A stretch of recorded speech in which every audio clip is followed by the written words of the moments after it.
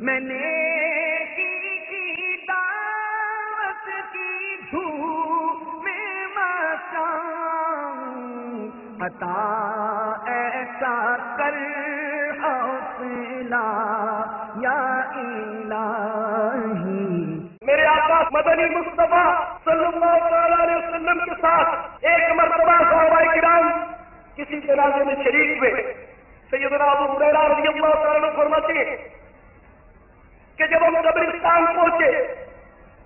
تو سرکار مدینہ راحت قلب و سینہ صلی اللہ علیہ وسلم ایک قبر کے پاس تشریف فرما ہوئے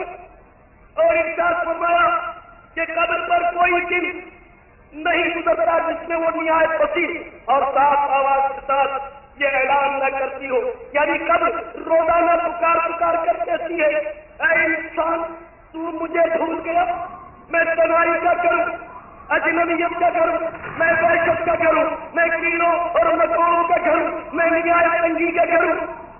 مگر اس شخص کے لیے جس پر اللہ تعالیٰ جل مجدہ مجھے وسیع بنا دے۔ اس کے بعد ہمارے آقا صلی اللہ علیہ وسلم نے فرمایا قبر جنت کے باغوں میں سے ایک باغ ہے یا دوزخ کے گڑھوں میں سے ایک گڑھا ہے۔ بعض لوگ ہنس رہے تھے، ان کے دانت ظاہر ہو رہے تھے۔ میرے آقا صلی اللہ علیہ وسلم نے ارشاد فرمایا اگر تم لذتوں کو توڑنے والی موت کو کثرت سے یاد کرتے تو وہ تمہیں اس ہنسی مذاق میں مشغول ہونے سے روک دیتی جن سے تمہیں ہنسی آ رہی ہے۔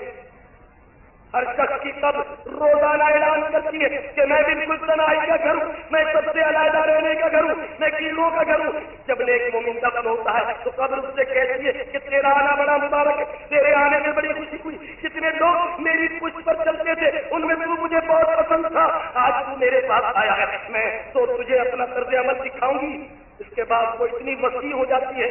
کہ جہاں تک مردے کی نظر آئے، اور اس کی قبر میں ایک کھڑکی جنت کی جانب سے کھل جاتی ہے جس سے وہاں کی خوشبوئیں اور ہوائیں اس کو آتی رہتی ہیں۔ میں نے